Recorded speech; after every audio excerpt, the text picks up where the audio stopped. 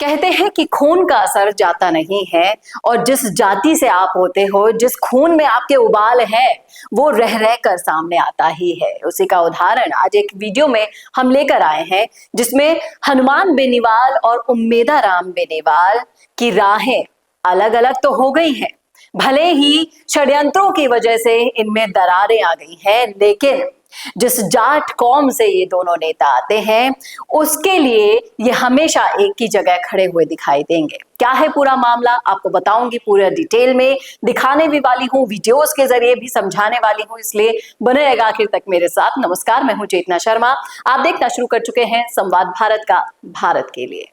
तो हुआ यूं कि बालोतरा जिले के गिढ़ा तहसील में जबरदस्ती वीर तेजाजी की प्रतिमा को पुलिस प्रशासन के द्वारा हटा लिया गया है और पूरी तहसील के अंदर मच गया है बवाल, लोगों में रोष व्याप्त हो गया है और यह मामला और बड़ा होता जा रहा है। देखिए, एक तो रह गए जाट, दूसरे रह गए जाटों को, जाट जिनको पूछते हैं यानी कि वीर तेजाजी, उनके साथ अगर कुछ भी होगा तो जाट बर्दाश्त नहीं करेंगे, इस बात में कोई दो राय नहीं है। लेकिन फिर भी जानते हुए बूझते हुए ये हरकत की गई, क्यों की गई, किसके इशारे पर की गई, ये अभी पता लगना बाकी है। लेकिन पुलिस द्वारा जो ये हरकत की गई है, उसके खिलाफ पूरी की पूरी जनता में वहां के रोष व्याप्त है, लोगों में गुस्सा भर गया है बीजेपी की सरकार के खिलाफ। और ये दोनों नेता भी इसी कौम से आते हैं, बाड़मेर का मामला है तो बाड़मेर सांसद को तो बोलना ही है,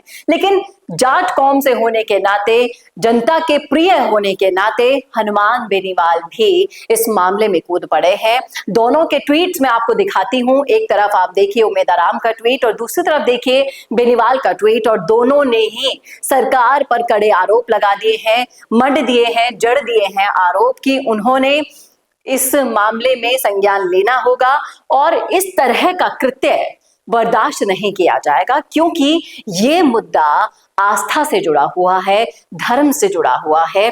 और जब भी किसी की आस्था पर सवाल उठाया जाता है तो कोई भी समाज बर्दाश्त नहीं करेगा, फिर चाहे से वो कोई सी भी जाति हो, कोई सा भी समाज हो, किसी के भी आराध्य देव के साथ ऐसी हरकत की जाती है तो गुस्सा फूटना लाजमी है। सोचने वाली बात है, समझने वाली बात है कि बीजेपी की सरकार बने बनाए समीकरणों को क्यों बिगाड़ना चाहती है, क्यों ऐसी हरकतें की जाती हैं जिससे समाज में रोष व्याप्त होए। कुछ समय पहले मीणा समाज नाराज, किरोड़ी लाल मीणा के साथ जो किया, फिर गुर्जर समाज नाराज क्योंकि उनको भी कोई अच्छा वो नहीं दिया, कि मंत्री नहीं दिया, ढंग से उन्हें कैबिनेट में जगह नहीं दी गई, वो भी नाराज। और अब जाट समाज के साथ भी आप ये कर रहे हैं, पंगा ले रहे हैं। हर समाज अगर नाराज हो जाएगा तो यही समाज आपको वोट देकर सरकार बनाता है साहब, आपको देखना होगा, समझना होगा इन चीजों को, क्योंकि राजस्थान की राजनीति में जातिगत राजनीति को अच्छे से भुनाना आना चाहिए सरकार को। अभी ये जितने भी टैंट्रम्स हो रहे हैं, कभी सम्राट मिहिर भोज की प्रतिमा पर गुर्जर समाज और राजपूत समाज आगे आ जाते हैं, भिड़ जाते हैं, लड़ जाते हैं, और अब आप जाट समाज की आस्थाओं को वहां पर चोट पहुंचा रहे हैं। ये करने से रोकना होगा। मैं दिखाती हूँ एक वीडियो के जरिए कि किस तरीके से प्रशासन, पुलिस प्रशासन ने, दोनों ने मिलकर इस प्रतिमा को उठाया और लोगों ने किस तरीके से ये नाराजगी जाहिर की है। आप देखिए इस वीडियो में।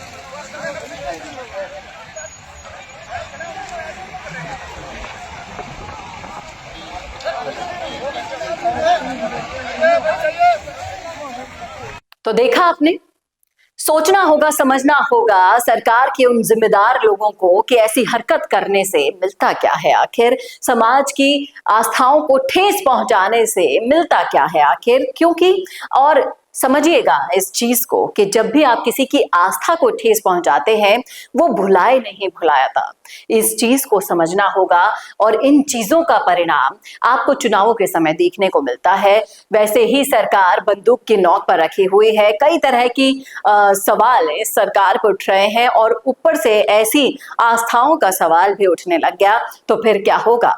और हनुमान बेनीवाल और उम्मेदाराम बेनीवाल जिस तरीके से अपने कर्तव्य का निर्वहन कर रहे हैं, अपने ईगोस को साइड में रखकर, वो भी काबिले तारीफ है। लोगों में तो उम्मीद है कि कभी ना कभी एक दिन तो ऐसा आएगा कि जब ये दोनों फिर से एक हो जाएंगे, क्योंकि उम्मेदाराम को जिस षड्यंत्र का मोहरा बनाकर यूज किया गया है वो उन्हें अभी नहीं कुछ समय बाद पता चल ही जाएगा और फिर हो सकता है कि ये तस्वीर हमें दोबारा एक साथ देखने को मिले और एक साथ इसी तरीके से ये अपने समाज के लिए आगे आते रहें। ये तो थी हमारी राय, आपकी क्या है कमेंट करके बताइएगा कमेंट बॉक्स में, और इस वीडियो को ज्यादा से ज्यादा शेयर करना ना भूलेगा। और ऐसे और वीडियोस के लिए देखते रहिए संवाद भारत का, भारत के लिए। नमस्कार। पॉडकास्ट सेटअप्स तो मिल रहे हैं लेकिन एंकर नहीं है। पॉडकास्ट सेटअप और एंकर मिल गया तो एडिटिंग नहीं है। पॉडकास्ट सेटअप भी मिल गया, एंकर भी मिल गया और एडिटिंग भी मिल गई, लेकिन उसे अपलोड करने के लिए अच्छी व्यूअरशिप वाला चैनल नहीं है। और अगर वो सब भी मिल गया तो पॉडकास्ट को अच्छे एसईओ के साथ अपलोड करने का डिजिटल सपोर्ट नहीं है। और अगर ये सारी चीजें एक साथ मिल रही हैं तो प्राइस बहुत ज्यादा हाई है। तो अगर आपको ये सारी चीजें चाहिए आपके अपने जयपुर में, जो आपको पॉडकास्ट सेटअप्स, एक्सपीरियंस एंकर्स, शानदार studio, amazing editing, 6 crore plus views वाले चैनल पर अपलोडिंग, और तो और सिर्फ पॉडकास्ट ही नहीं, उसके साथ आपको मिल रही है उसी पॉडकास्ट में 5 रील्स फ्री, वो भी सिर्फ 8,000 रुपए में। और ये सब कुछ मिल रहा है आपको सिर्फ और सिर्फ मिशी मीडिया सॉल्यूशंस में। तो सोच क्या रहे हैं, अगर आप भी चाहते हैं पॉडकास्ट के जरिए पूरे सोशल मीडिया पर छाना तो अभी कॉन्टैक्ट कीजिए स्क्रीन पर दिए गए नंबर पर।